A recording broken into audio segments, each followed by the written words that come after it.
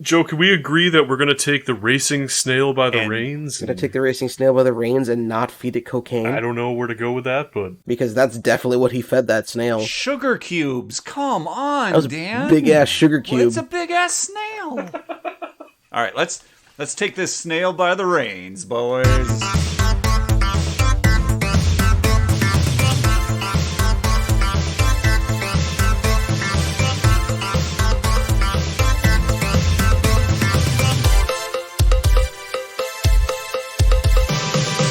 I'm Ken. I'm Joe. I'm hello. Oh, guys. Dan, who are you? I'm Dan. Yeah, and we're the Rewinders, rewinding movies to see if they still hold up. And this time, we plucked the gooey innards of Fantasia out of the movie The Neverending Story, but we kind of held off on having our full portions till this week. The Neverending Story, Part 2. I've had the taste in my mouth for weeks now. I'm ready. I want the course. I want the whole meal. So what we did last time was we mainly talked about what happens outside of the world of Fantasia in the film Neverending Story. So this time we're going to focus on what happens inside the world of Fantasia in the Neverending Story.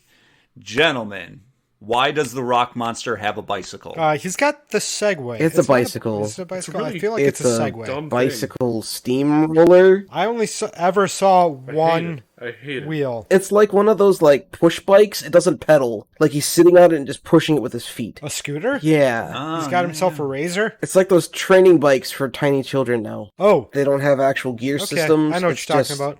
It's just two wheels on a frame. Yeah, no Yeah. pedals. It makes it more believable, I guess, then. I always thought that was weird that the rock monster has a bicycle, but everyone else is stuck in this nebulous fantasy world without technology. Yeah, it's like that one crazy character with a motorcycle and everybody else has, like, horses. And no one cares. Like, everyone accepts it. Yeah, right?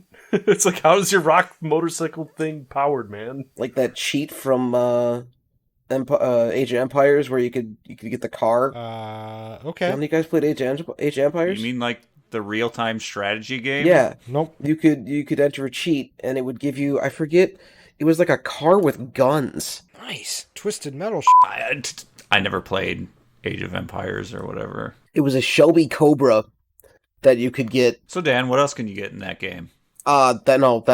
That was the connection that I was getting, is that Age of Empires was a, medieval sort of fantasy, and you could enter a cheat and be the one person driving So it's like kind of like Ash Williams having a shotgun or a rifle. Yeah. In the medieval I guess I could have era. done that instead, but that's Age of Empires is where my brain went. I don't know. I'm sorry, guys. I failed. Dare you not use the opportunity to talk about Army of Darkness when you have the opportunity. All right. Where were we before I totally derailed this conversation? What are some of the things about the world of Fantasia that everyone kind of liked?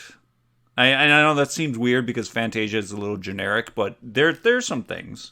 Can we talk about There's a lot of things. It's the art style that was used to create the darkness? I had to Google this, and I'm really excited about it. What do you mean by the darkness or the nothing? That The band. darkness is... That band from the mid-2000s. I believe in a thing Or called not the love. darkness, the nothing. I meant the nothing. I'm sorry, guys. Oh, man, I thought you were referring to Okay. the darkness. Okay, never mind. No. Are you talking about the clouds? The clouds. Ah. Yeah. It's called Suminagashi. Floating ink. Interesting. Yeah. It's just ink injected into water, and they just filmed it with lights on it. It's so cool. Yeah, I did some deep dive while I was watching the movie, and yeah, it's super cool, Mhm. and I kind of want to do it, but I'm also super lazy and don't want to have to buy a bunch of stuff to be able to do it. I think you can be grounded, kid. It should be noted that the clouds were not meant to be the nothing. They were meant to signify that the nothing was coming. Well, Because the clouds are something. yeah. Well, I always see when I was growing up, there was a lot of storms where you could see really cool cloud structures and movement and stuff like that.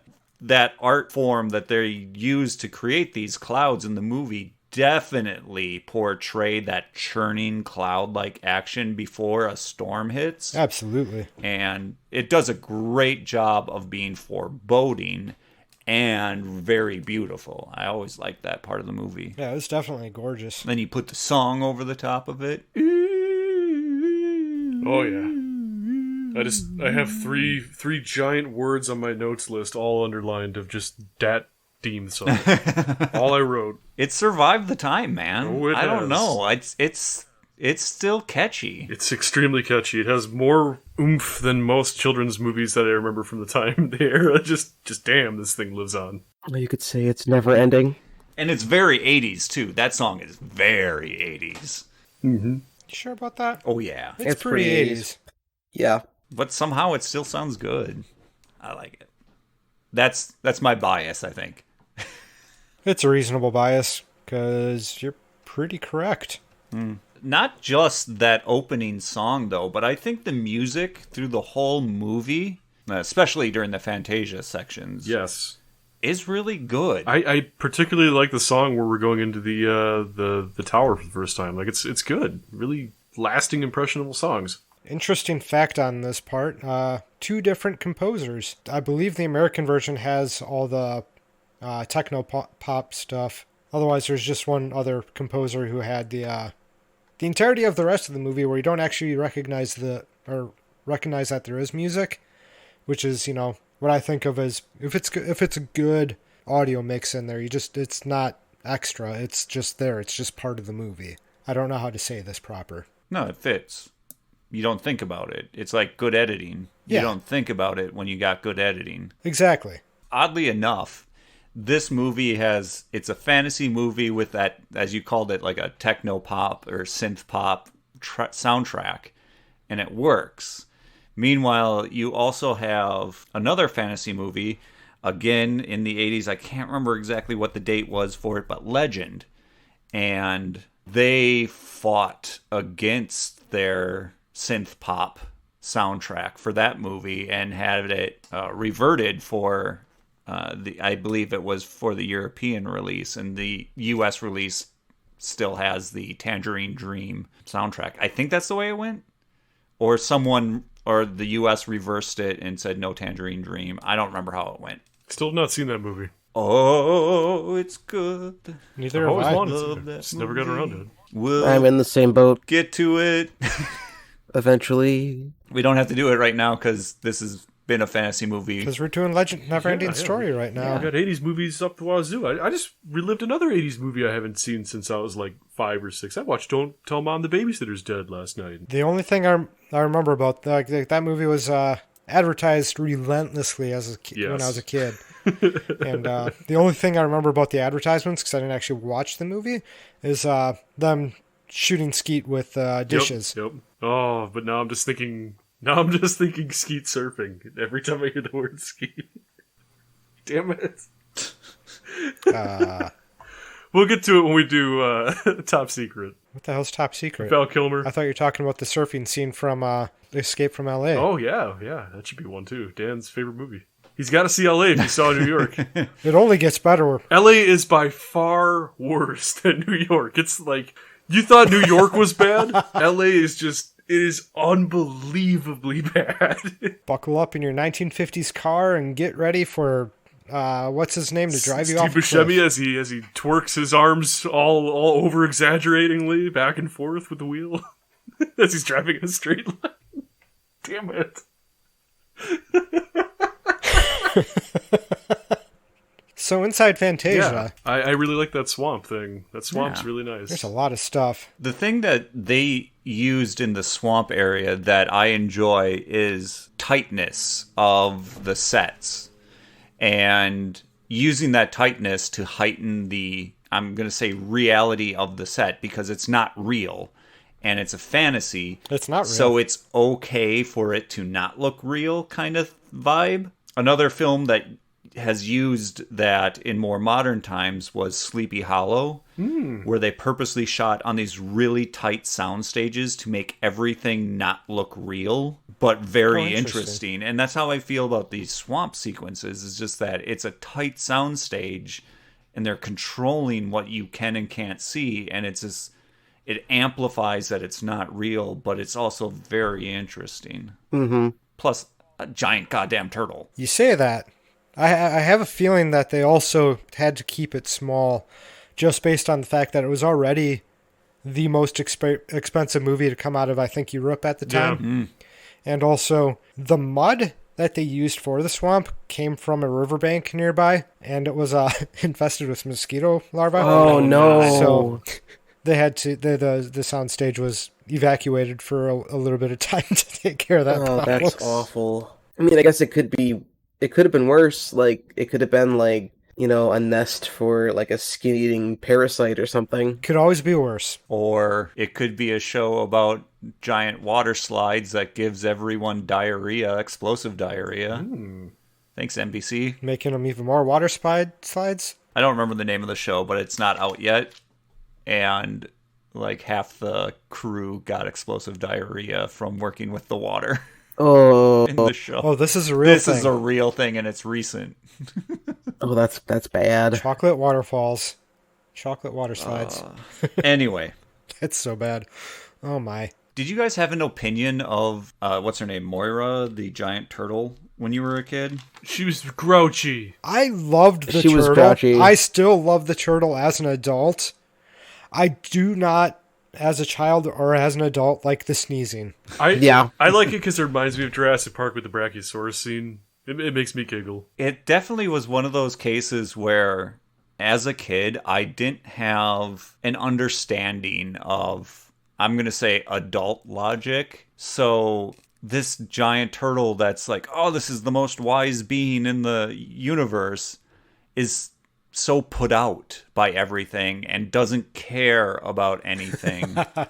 It just didn't make any sense to me as a kid. And I was, it helped me connect to Atreyu a little bit in the fact of like, I don't understand. This is supposed to be the wisest being. What's going on? Honestly, I think maybe this movie influenced me a little bit more than it should have, because it taught me that being old means you have to be apathetic. But yeah, as an adult though, you can totally get the angle.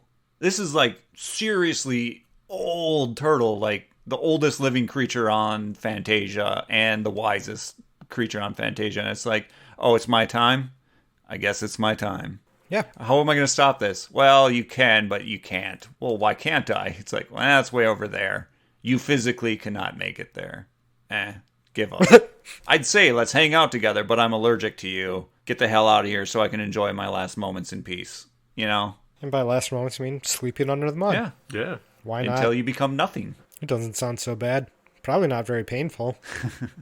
It shouldn't be. Pain is something. Yeah. This is nothing. Yeah. Again, a concept as a child I could not really comprehend, and it was too nebulous for me at the time. But that turtle, though, brings me into something that I realized in this viewing that I really enjoy about a lot of the characters in Fantasia is that they're all nihilists.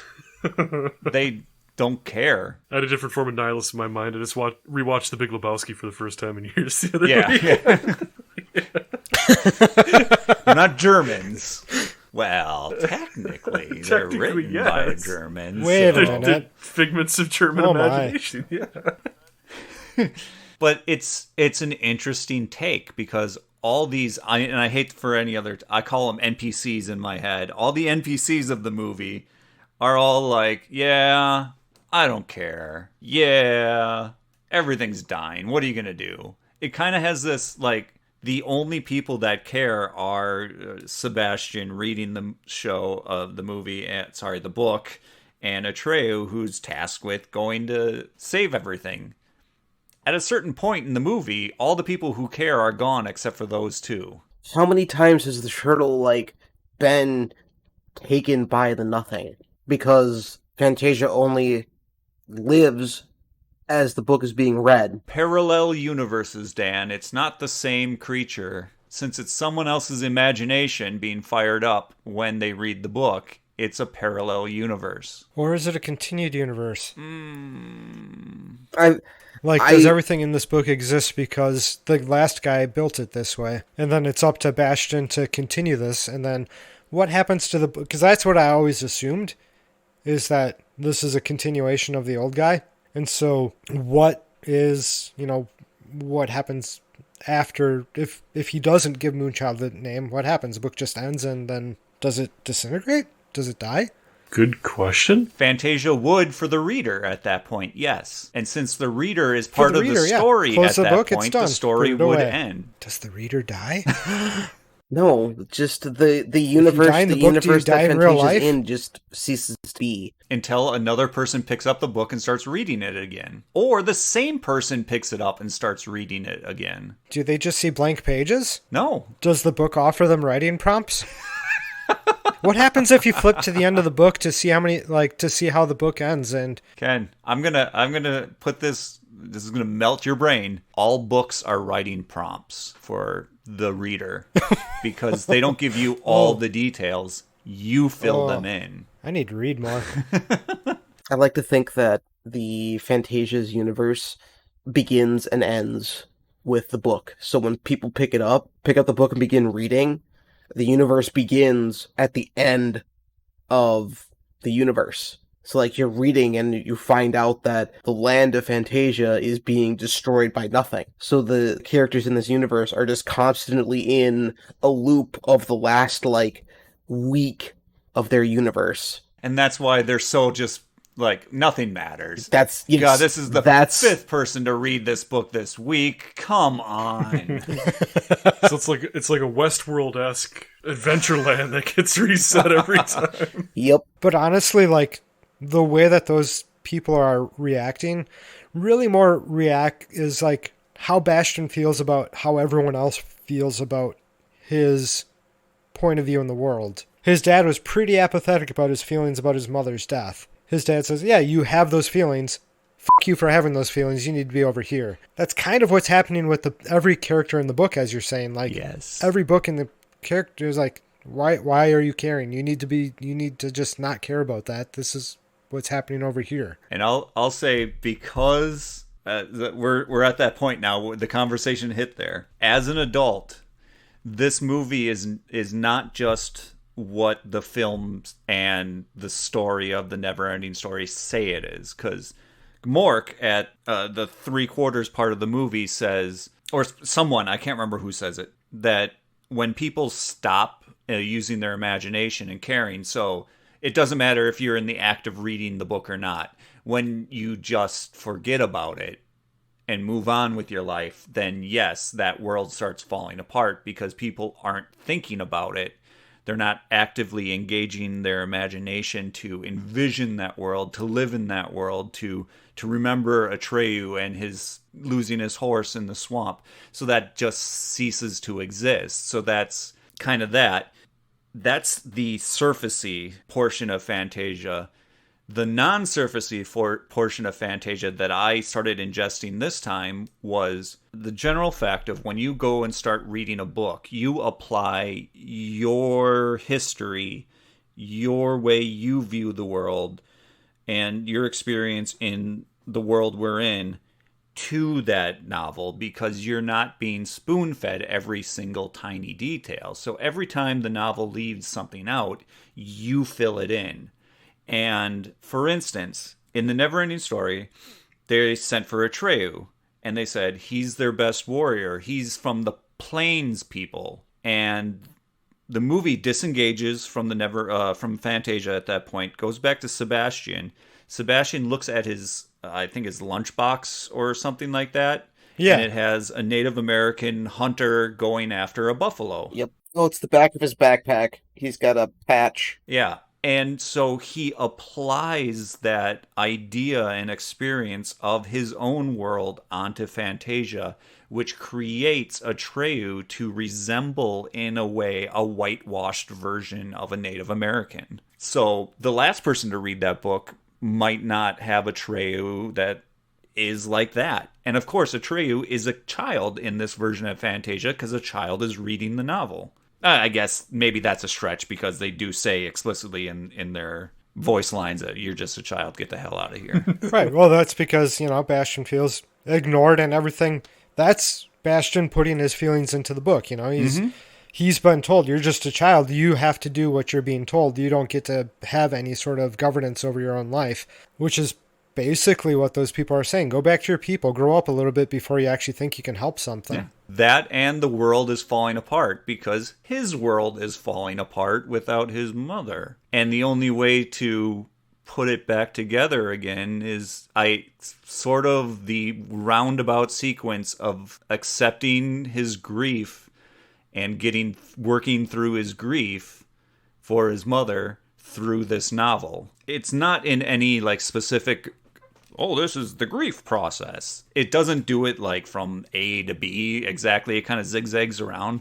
But this movie does use the fantasy world of Fantasia to draw out the character Sebastian's grief trip. Not trip, but his advancement through his process of grieving for his mother. Yeah.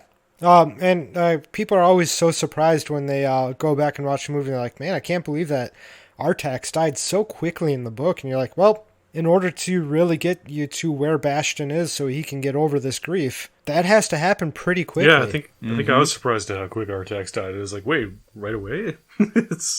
Makes sense now. 30 minutes into the movie, not right away. It feels like it's so quick. They spent a lot of time in the real world. Yeah.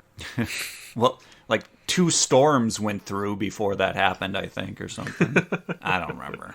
I just was very impressed with how it's stitched together for adults as well as kids. Because I remember seeing it as a kid and not picking up on all this grief, depression, and all this other stuff because I had no frame of reference for it. But now, as an adult who has experience with grief and depression, yay, you can spot it a mile away. Be like, yes, that's what that is. I've been there. Yeah. So that goes in the good column for me. Oh, we're back to good. Okay.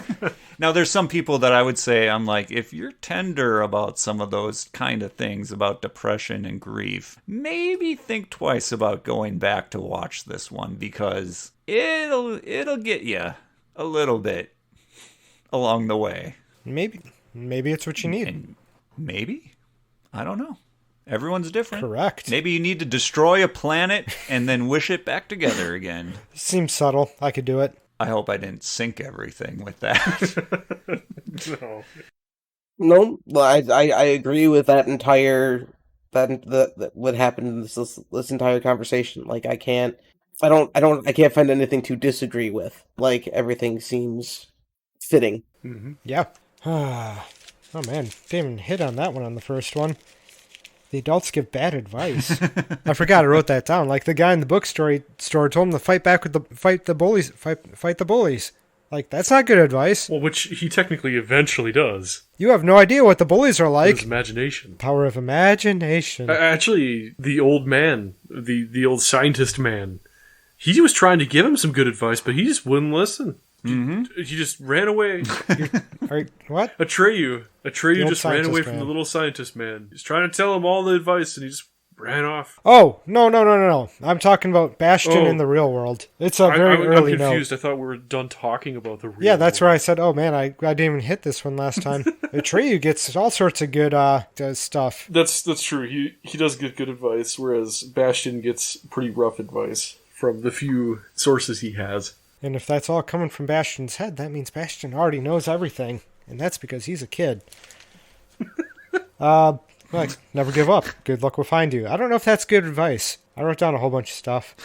Good lord, my handwriting's awful. I didn't care for the fact that the Nothing had a right-hand wolf that would go killing for it. I agree, but it scared the shit out of me as a child.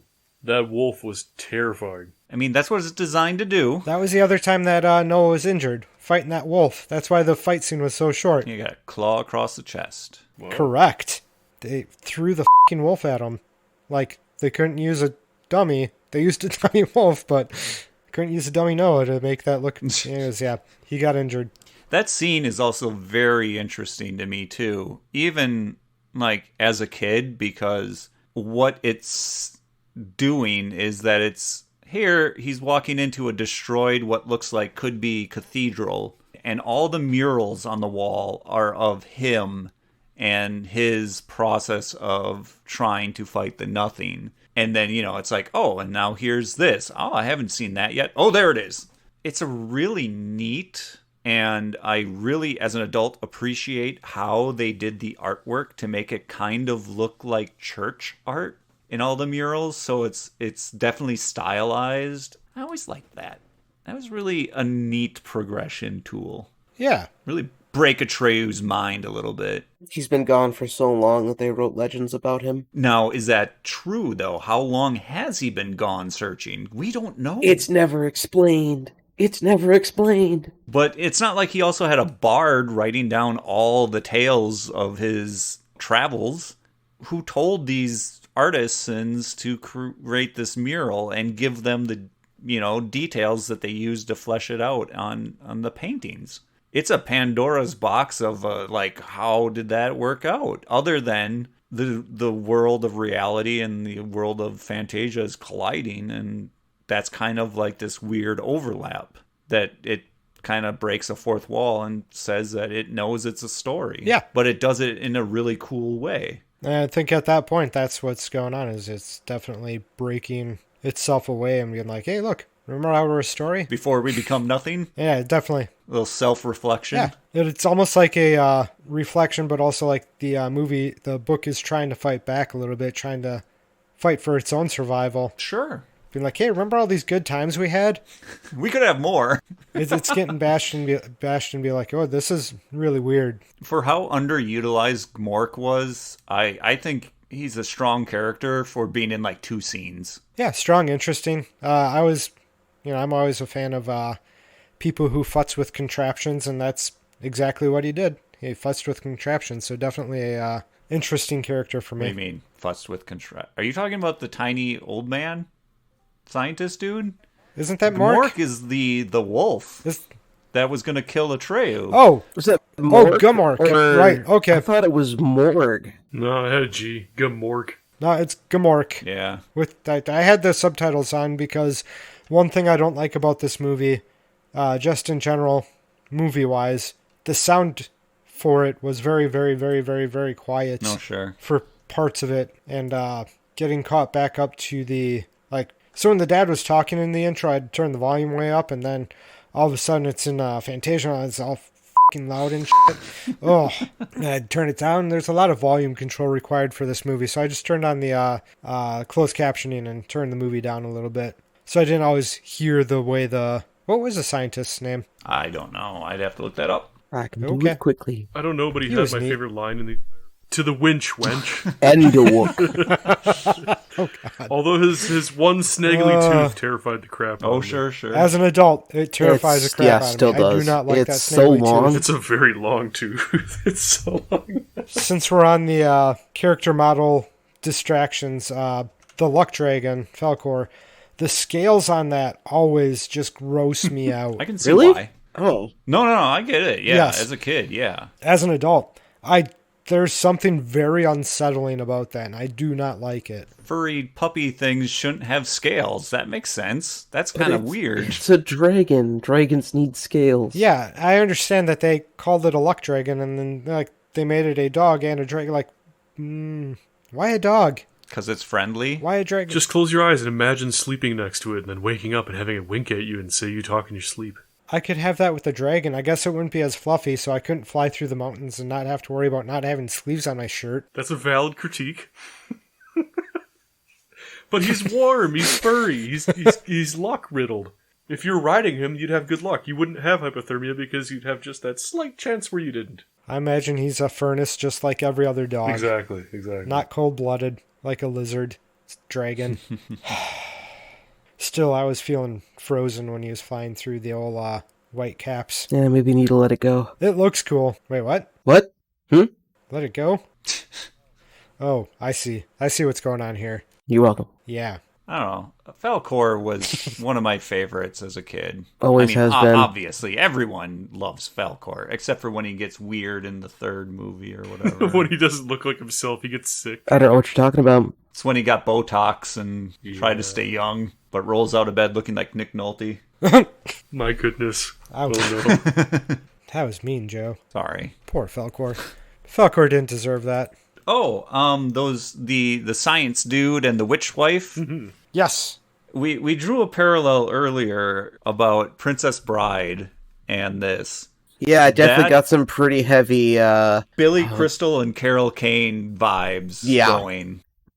for sure. Did Princess Bride come out before or after this? After. Oh, jeez. By 3 years. Oh, then During.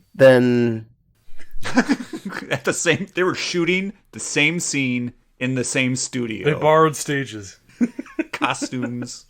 No, but yeah, those four are almost identical with how they behave and treat each other. It's just Billy Crystal and Carol Kane are a little bit more wild because that's just the way they are. One, I kind of liked it, and two, I was like, that's interesting. It's that those kind of characters just work. I don't care. We'll see do. those kind of characters multiple times. They're fun. They're definitely fun characters. They break up a rather serious part of the movie and alleviate the kind of anxiety that you might have if he just went straight towards the bosom sphinx and give them the guidance. But also they do it in a fun way. Yeah. And they introduce a bit more whimsy into the world, which Before they laser a when you knight have to a death. fantasy world like this, it's great. Yeah, you gotta have stakes. Come on, we don't know if that knight really died. I mean, or is it not. Wagyu? Because, His helmet opens and he's fried. Maybe he's just tired. Yeah, they really made him into an Uncle They Ben. air fried the steaks. But maybe he's just tired. No, he was very dead. And Dan, you don't air Not fry tired. steaks, you put steaks in a toaster. No, you do not toaster We steaks. could. You could air fry a steak. I've done it. No. It's fine. It tastes kind of like jerky, Oh, you put it in a but toaster. more tender. No, air fryer. Toaster. Air fryer. You have one. I dare you to do it. An air fryer or a toaster? I will cook steaks in a toaster the next time I see you. I will make delicious, juicy steaks in a toaster. No. There are guides on the internet on how to do that. This is a thing people do. Fine. And there are guides about the guides saying that you shouldn't do it because it'll cause fires. Don't trust those people. What do they know? Just toast them outside. Fine. I will make steaks in baggies in the dishwasher. I mean, if you're gonna do it that way, then I'll just sous vide you a steak instead. I derailed this again, guys. I'm sorry.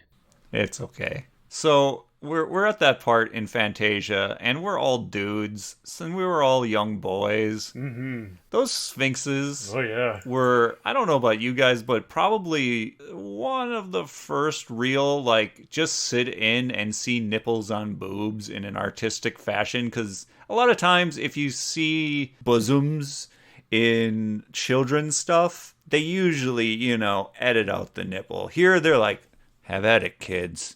Again, with it being a German film, yes. Because nudity, because in what most European countries, they shy away from violence and more so towards the normalization of nudity. Whereas the United States, nudity, we view it as the most terrible thing to ever put on screen, and yet we can have things like people's being disemboweled on screen or being torn in half and shit. So yeah, I'm not surprised it made its way into this film. It's just, for an American audience, it's just like being a little kid. It's like, it was interesting to me. It was curious. It was the curiosity started running rampant. It's like, what are those? Why does it look like that? What's going on? Never had that question. Never even noticed. Yeah. Thinking about it now, I was too young. Sure. It was just part of the statue. Yep. It had no connotation to me.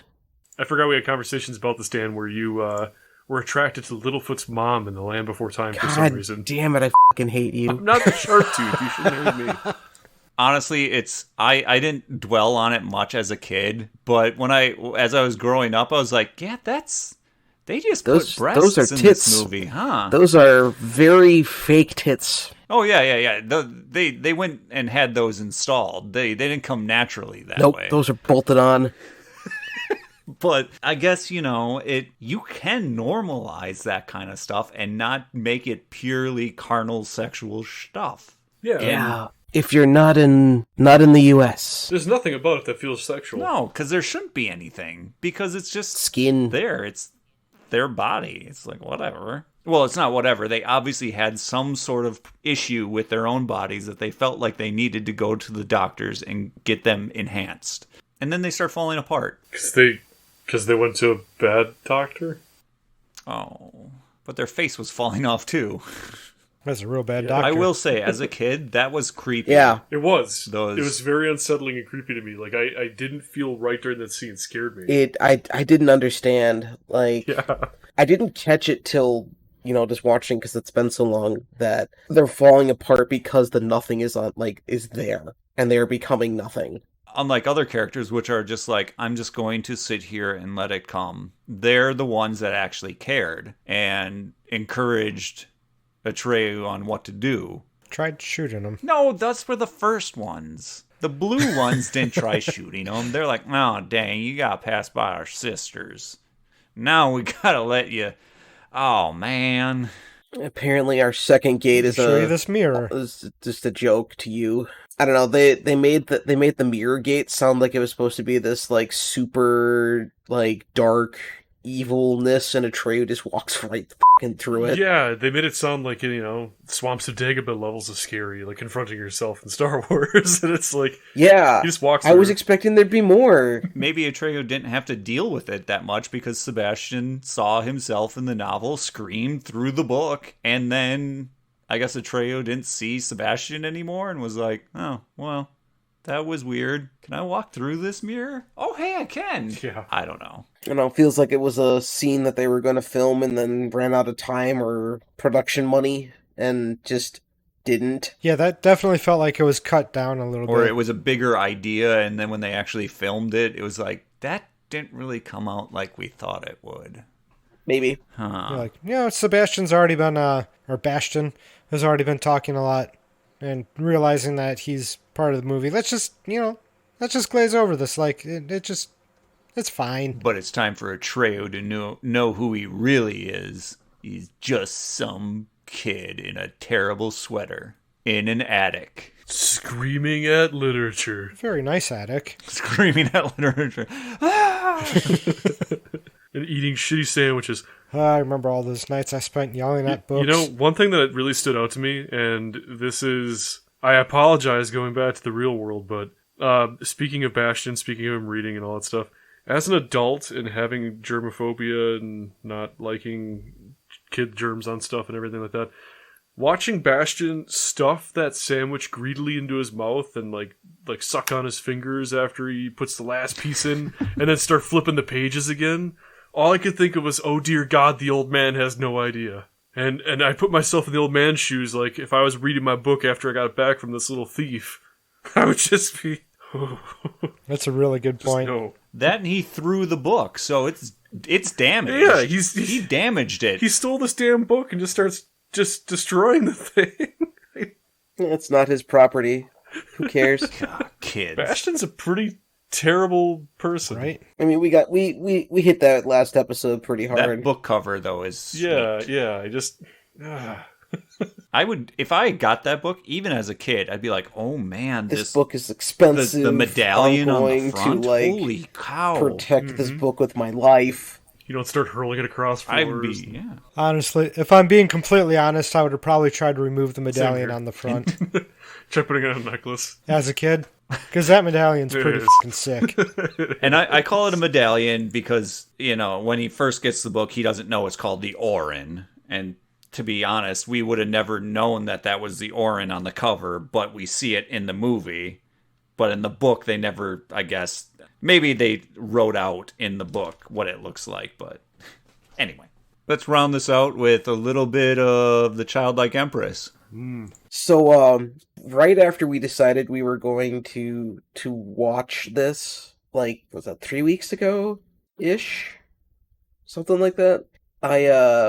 One of the like news articles pops up that I get, and it was a discussion with the actress who played childlike empress and how much she hated playing her, not because of the filming or the actors that she was working with, but because of the rabid fans that she had afterward that would like camp out on her front lawn and wait for her to come outside. Oh no.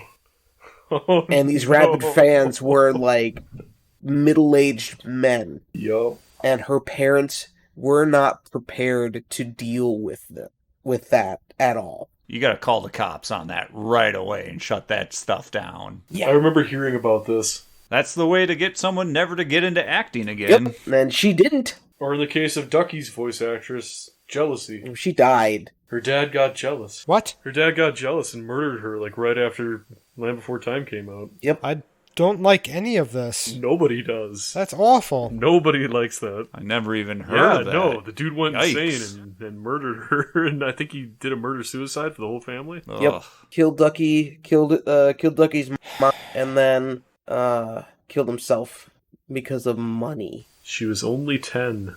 Yeah, Jesus. her father is an People are alcoholic and awful. became increasingly angry and routinely threatened to kill himself because he was jealous of her fame. And then he was arrested 3 times for driving under the influence of alcohol, and then he repeated his threats and physical violence.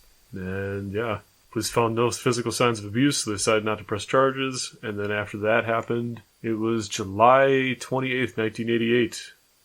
All 3 of them were found in apparent murder-suicide. Awesome. Yup. No, I don't think you know what that word means. That's awful. It is. It really, yes. really is.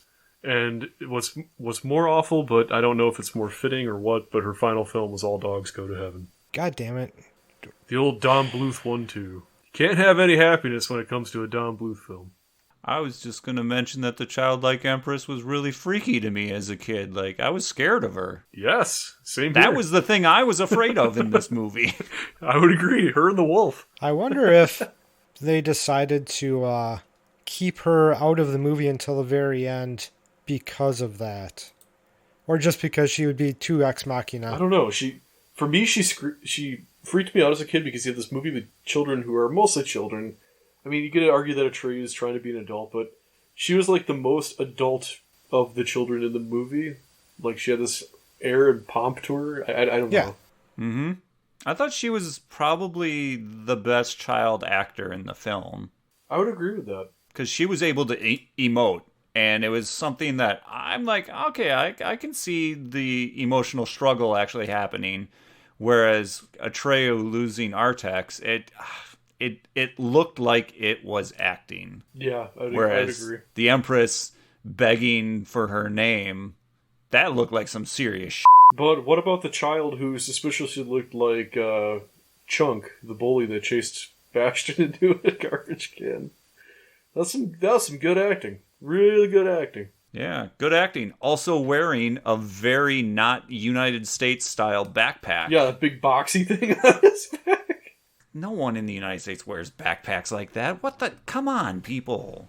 Anyway, It's fine. I have no deep, monologue for the childlike Empress other than now when I view it, I'm like, yeah, doing a good job in her role. And back then it was just like, I want this part over with. I don't like this part. I'm just too creeped out by her. Yep.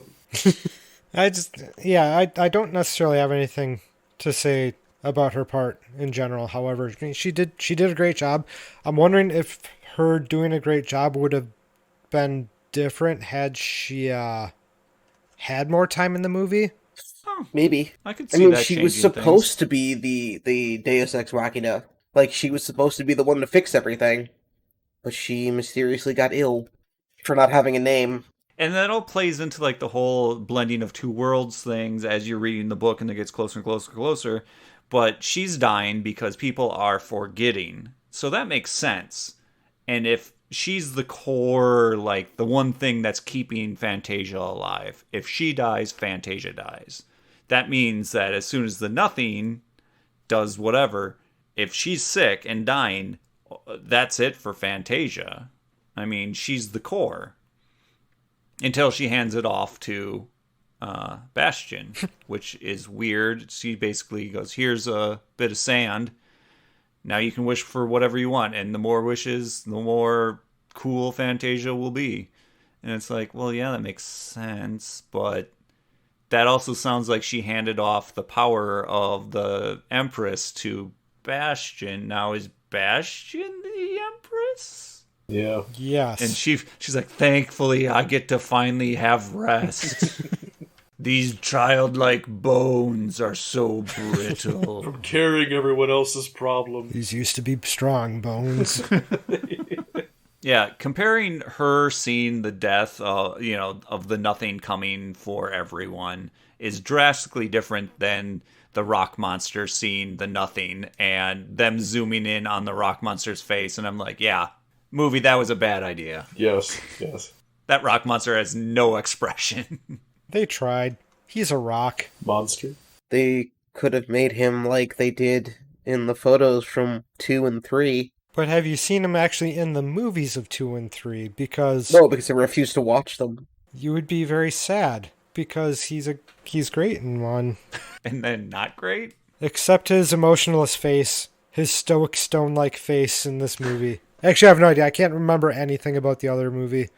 Just learned recently that there's a third one, so hooray. So has your impression of this movie changed since seeing it as a kid and seeing it now as an adult? In ways, yeah. Yeah, in ways. It's not awful. I remember things that I enjoyed. I remember things that I didn't enjoy. I enjoyed some things more than I remember, and disliked things as well. So it's middling, I guess. That's a pretty good review coming from you, Dan. I'm impressed. Yeah, I don't hate everything. Andy, is there anything that you see different about it? You pick up on a little bit more of the nuance of the movie. I still have I feel what is deep nostalgia for this movie, so I still loved every minute I was watching this movie. I'm fairly good at using the suspension of disbelief, if you will, and be able to ignore all the crazy stuff, except for when Falkor was underneath the water and had to pick up the amulet and it just looked weird. For the most part, though, I can just, ignore the weird stuff and just really sit back and enjoy what they did well with the movie, which for me was almost everything. I really enjoy this movie. I was not expecting to enjoy it as much as I did going back to it, so maybe that has something to do with it, but, How about you, Joe? No, Andy, you're next. I was actually asking for Andy, and then Ken spoke up. Oh, sorry. I was just going to say that it's interesting for me because I didn't expect to have the same kind of feeling where after watching it this go around, more so didn't care about the stuff outside of Fantasia. This has been an interesting one. I've had thoughts, I've had feelings about each movie as we've gone back and watched them, depending on if I saw it like a year ago, if I saw it 5 years ago, whatever. But I saw Neverending Story like a couple dozen times as a child, and then really only watched it again for the first time back in my 20s. And now here I am a decade or more later watching it again. And it is definitely taken on a different life form every time I see it, which is very interesting. It's like, as a child, it was its own thing. But every time I go back and look at it now, it just becomes something different. So I enjoy this, and I can't wait to see what the next viewing brings. Yeah, I totally get that. Yeah, when I was a kid, I was seeing this movie as the fantasy, the awe of a giant rock monster, of a fast racing snail, of a bat that you can use to fly with. There's a lot of big fantasy elements that I really ate up and I really latched onto. Like the idea of you just reading a story brings life to that story in some small way. I still cling to that, and I like that idea very much, and I tend to keep that in my head, kind of, and that to my detriment or benefit, I don't know, however you see it, in that if I write something, I tend to not like writing bad things, because then I'm like, I'm doing these bad things to these people that I'm writing, and that it doesn't help me write a good story. So I in the end have to do the bad things to them so that they can have a good story arc and all that stuff. But yeah, it's just, I totally understand as a kid how I enjoyed this film, and now as an adult I have all my dirty adult knowledge of the world and experience that helps me see this movie slightly different, and that is still enjoyable. I think it's way too short for me now. Yes, Like, yes. they race through some stuff that I'm like, ooh, come on, flesh that out. But overall, it's just enjoying it differently now. Yeah, I'd agree with that last bit. It's like after he falls off of Luck Dragon and lands on the beach, like it's pretty much over at that point. It's like everything up to that was so good, and it's all of a sudden just it sped up so quickly after that scene. So, does this movie still have what it takes, or is it just nostalgia? I feel like it weighs pretty heavy on the nostalgia side of things. I think for those interested in fantasy, I think it absolutely still holds up. Yep. For those not so much interested in fantasy, it is more so probably a nostalgic affair. Because this is a damn good fantasy movie, in my opinion. I said it before. I don't know if it's the nostalgia or the fact that it's a good movie, but I enjoy the movie. I have no idea if it's the nostalgia. I'm guessing it's probably just nostalgia that's rolling in there. If I had to take a wild guess. I'll say that, yeah, it's definitely a nostalgia for me that when I think about it, it's like, I watch that again. It's not so much based upon, that's a really good movie. It's, no, I really am attached to that movie, so I'll watch it again. And I think about it as, would I suggest it to someone who had no history of it? And I think I agree with what Andy said, that if the person's into fantasy, yeah, this would be definitely something I would suggest them to watch. If they're just, want to see a good movie, I'd probably tell them that I like this movie. I don't know if you would. Yeah. If you're not into fantasy, then you start seeing all the bad stuff even more. And I don't mean they're bad things, but I mean the things that are not as good as they could be. The things that take you out of the film. Yeah. So we kind of got like an even keel on how we feel about it. Yeah. Yeah. Like I said, it's middling from a cinematic standpoint. You have to be coming at it from either side. It's a movie. Yep. Yeah. I can agree to that, but I like it. That's the nostalgia. Absolutely. That's fine. Nostalgia is fine. So, that was us running from Gmork and then grabbing a stone and stabbing him in the chest and saying, "You're just nostalgia. You're just nostalgia, really." Drown in a swamp. And then find out that we were just watching Neverending Story. And this time it was just the Fantasia portion, sort of. If you like what we're doing, please like, rate, review, comment, subscribe, and share so that we can grow the podcast. And then next time, we'll get into some 80s British sci-fi fantasy with time bandits. So come back in 2 weeks where we rewind again. I rented Time Bandits from the library the week before COVID lockdown started, so I got to keep it for like 3 months, and I never watched it in that time. Wow. So maybe it's about time I'm forced to watch a movie.